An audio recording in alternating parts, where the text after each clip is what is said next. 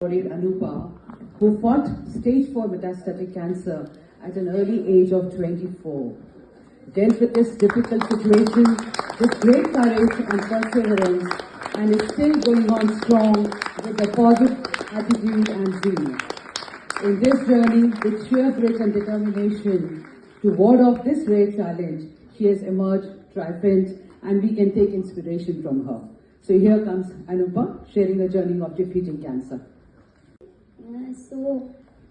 मैं अपनी जर्नी के बारे में कुछ शेयर करना चाहती हूँ। मैं एक ब्रेस्ट कैंसर सर्वाइवर हूँ, 4 स्टेज कैंसर मेटास्टैटिक। मेरा नाम अनुपा है। मुझे 2020 में राइट साइड में एक छोटा सा लम्स था। मैंने घर में बोला मम्मा से, तो मम्मा ने बोला चलो डॉक्टर के पास जाते।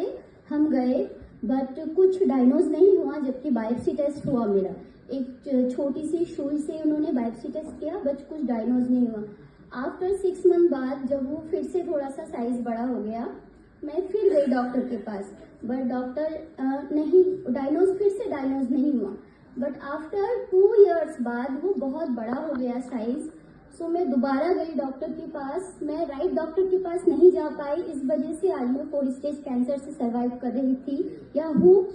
2000 अभी जून से मेरा ट्रीटमेंट चालू हुआ था। मैं अभी एक डॉक्टर के पास गई थी ईएसआई हॉस्पिटल में। वहाँ पे उन्होंने रिपोर्ट देखते ही बोला कि आपके पूरे कैंसर के लक्षण है, आप इधर उधर जाके टाइम वेस्ट मत करो, बिकॉज आजकल कैंसर बहुत ज़्यादा फैला है, और ब्रेस्ट कैंसर तो बहुत ज़्यादा वुमेन्स में, और इसका कोई एज लिमिट नहीं है कि आफ्टर मैरिड होता है या बेबीज होने के बाद होता है, ये किसी भी एज में हो सकता है। वहाँ पे एक बहुत बड़े सर्जन डॉक्टर थे ईएसआई में, उन्होंने बोला टाइम वेस्ट मत करो, या झज्जर चले जाओ या एम्स चले जाओ। वहाँ पे बहुत लाइन होती है, बट मेरी सिस्टर ने बोला चल कोई बात नहीं, हम जाते हैं। जब कैंसर जैसी बीमारी डायग्नोज उन्होंने नहीं किया था, बट फिर भी बोला पूरे लक्षण आपके कैंसर के, आप सीधा एम्स जाओ। हम एम्स गए, हमारा फर्स्ट डे नंबर आ गया, और मेरे उम्र देख के उन्होंने तुरंत मेरे को टेस्ट के लिए भेज दिया है। टेस्ट में मेरा 1 वीक लगा टेस्ट आने में, बायोप्सी टेस्ट में। बायोप्सी टेस्ट में जब एक बार फर्स्ट टाइम बायोप्सी टेस्ट किया तो उसमें कैंसर डायग्नोज हुआ।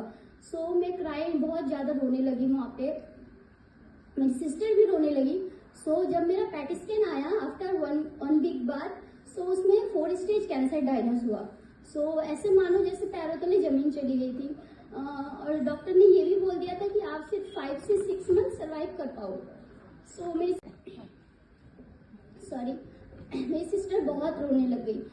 मेरी सिस्टर ने बोला मैम अभी इतनी कम एज की लड़की, अभी 24 इयर्स की थी जब मेरे कैंसर हुआ। बोला कि आप कुछ तो होगा, इसका कोई तो इलाज होगा। डॉक्टर ने बोला हम आपको अजय गुगिया सर के पास भेजते हैं, वो वहाँ के प्रोफेसर है ब्रेस्ट कैंसर के एम्स के, वहाँ पे उन्होंने भेजा। और जो सर्जन डॉक्टर थे उन्होंने अपना पर्सनल नंबर भी हमें दिया, बोला कुछ भी हेल्प चाहिए आप कभी भी कॉल करो, हम आपके साथ हैं। फिर मेरा फैमिली बैकग्राउंड पूछा अजय गुगिया सर ने। नेक्स्ट डे मैं अजय गुगिया सर के पास गई, उन्होंने मेरा फैमिली बैकग्राउंड पूछा, बोला आप इतना लेट क्यों आए हमारे पास। मैंने अपनी सारी स्टोरी बताया, उन्होंने बोला चलो जो हुआ। उन्होंने मेरा नेक्स्ट डे कीमो स्टार्ट कर दिया। कीमो स्टार्ट होने के बाद मेरी जो बीमारी है वो HER2 पॉजिटिव है, मीन्स मुझे मेडिसिन चाहिए होती, मेडिसिन चाहिए। सिर्फ कीमो से मेरा काम नहीं बनेगा, और जो मेडिसिन है वो बहुत कॉस्टली है, पर वीक 50 से 60 हज़ार रुपये की मेडिसिन चाहिए। मैं नॉर्मल एक जॉब करती हूँ 20,000 रुपीज़ की रिटेल लाइन में। मेरे फादर नहीं है, सिंगल मदर है, और मम्मी भी एजेड है, 15 ईयर्स की हो गई है, वो भी 50। इतने कम पैसे में तो ये इलाज मुमकिन नहीं था, बट बोलते ना चाहे तो रहा है। अजय गुगिया सर ने मेरे को आराम से बिठाया, 1 घंटे तक उन्होंने मेरी प्रॉब्लम सुनी, घर की फैमिली बैकग्राउंड सब कुछ पूछा। उन्होंने मेरे को यस क्योर लाइफ ये NGO जो है, इससे इनका फ़ोन नंबर दिया। तो रश्मि मैम का नंबर दिया मुझे। रश्मि मैम के पास हमारी कॉल आई, हमारे रिपोर्ट्स रश्मि मैम ने बोला आप अपना रिपोर्ट्स भेजो बेटा, हम देखते हैं। फिर उन्होंने नेक्स्ट डे मुझे मेडिसिन दे दिया, कुछ नहीं पूछा ना कुछ भी नहीं मांगा, सिर्फ रिपोर्ट देखा, और नेक्स्ट डे हमारे घर में इन्होंने डिलीवरी करवाई मेडिसिन।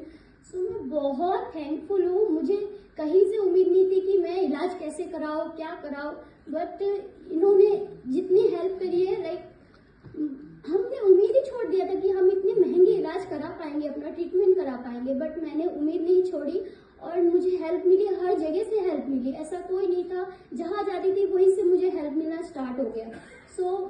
मैं अंदर से कभी हार नहीं मानी कि मैं 6 मंथ सर्वाइव कर पाऊंगी। जब धीरे धीरे मेरा पेट स्कैन आने लग गया, पेट स्कैन में ना थोड़ा सा कैंसर ठीक होने लग गया, तो कैंसर ठीक होने लग गया और मुझे बॉडी के 4 पार्ट्स होते हैं, मेरे 3 पार्ट्स में मेरे को कैंसर है।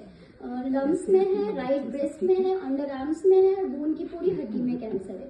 तो अजय गोगिया सर को भी उम्मीद नहीं थी कि इतनी जल्दी रिकवर कर पाऊंगी 4 स्टेज कैंसर जैसे बीमारी को। जब मेरा 3rd पेट स्कैन आया, डॉक्टर इज शॉक, मेरे बॉडी में कोई कैंसर नहीं, बिल्कुल भी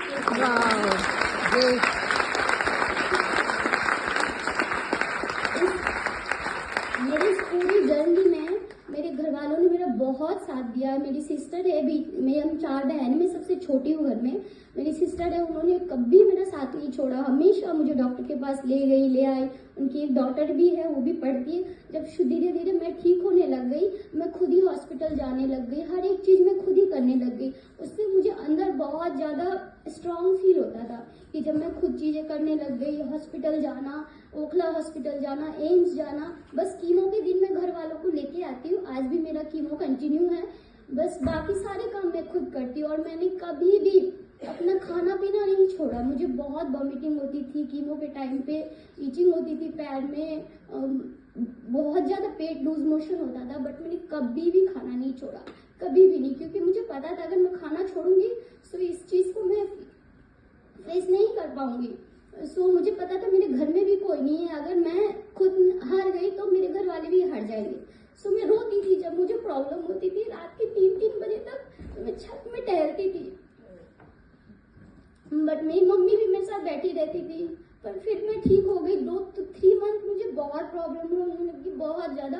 फिर 3 मंथ बाद में नॉर्मल हो गई बिल्कुल। कीमो चलता रहा, कंटिन्यू होता रहा, थोड़ी सी बीमार होती थी बट फिर नॉर्मल हो जाती थी। और इस बीच में मैंने कभी अपनी जॉब नहीं छोड़ा, सिर्फ 1 मंथ की लीव ली थी मैंने। और मेरी कंपनी बहुत ज्यादा, मैं डिवाइस ब्रांड में जॉब करती हूँ, रिटेल लाइन में। 9 आवर्स खड़े स्टैंडिंग जॉब है मेरी। उन्होंने मुझे कुर्सी प्रोवाइड किया था, बट मैं कुर्सी में कभी नहीं बैठती थी, मैं हमेशा खड़ी रहती थी, कस्टमर अटेंड करती थी। मेरे बाल चले गए थे, आईब्रो चले गए थे, बॉडी के किसी भी पार्ट्स में मेरे बाल नहीं थे, बट मैं कभी भी बालों की वजह से कभी रोई नहीं, कभी नहीं। मैं इतनी यंग हूँ बट मैंने बहुत लोगों को देखा बालों की वजह से लोग रोते हैं। अगर जान है तो बाल का क्या करना है। मैं यही है कि ये बीमारी बहुत बड़ी बीमारी है, इसको बहुत कम लोग जीत पाते हैं। क्यों जीत पाते हैं? क्योंकि उनके अंदर से वो विल पावर ही नहीं रहता है कि वो लड़ पाए। आप लड़ो, प्रॉब्लम होगी, रो लो थोड़ी देर, फिर आप फिर से चलो, देखो फिर ठीक हो जाएगा। और बहुत सारे लोग आज भी ठीक हो रहे हैं। अगर मैं मेटास्टेटिक कैंसर जैसी चीज को हरा के आज आपके सामने हूँ, और बिल्कुल कैंसर नहीं है मेरी बॉडी में, आज भी मेरा ट्रीटमेंट हो रहा है, बट मेरी बॉडी में कोई कैंसर नहीं है। आगे की सेफ्टी के लिए अभी भी मेरा ट्रीटमेंट हो रहा है। मैं यस टू लाइफ को जितना धन्यवाद बोलूं उतना कम है, क्योंकि उस टाइम इन्होंने साथ दिया जिस टाइम मेरे पास कोई होप नहीं था। और मैं अभी भी जाती हूँ, लोगों से बातें करती हूँ।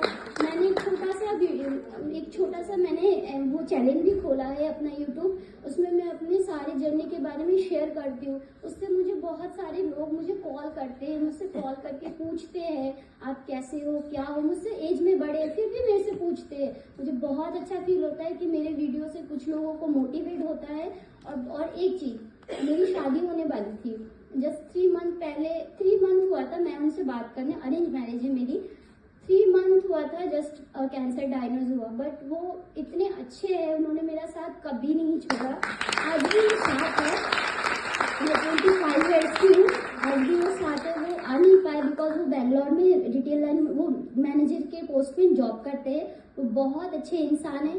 घर वालों का सपोर्ट बहुत ज्यादा जरूरी है और लाइफ पार्टनर का तो बहुत ज्यादा जरूरी है। थैंक यू सो मच मेरे इस पूरी जर्नी को सुनने के लिए। मैं चाहती हूँ जो मेरी जर्नी है हर कोई सुने और कोई होप ना हारे इस कैंसर से, कोई भी नहीं हो पाए, चाहे तो रहा है जरूर।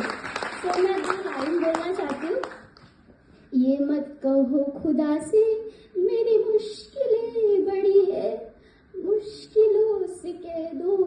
मेरा खुदा गवाह है।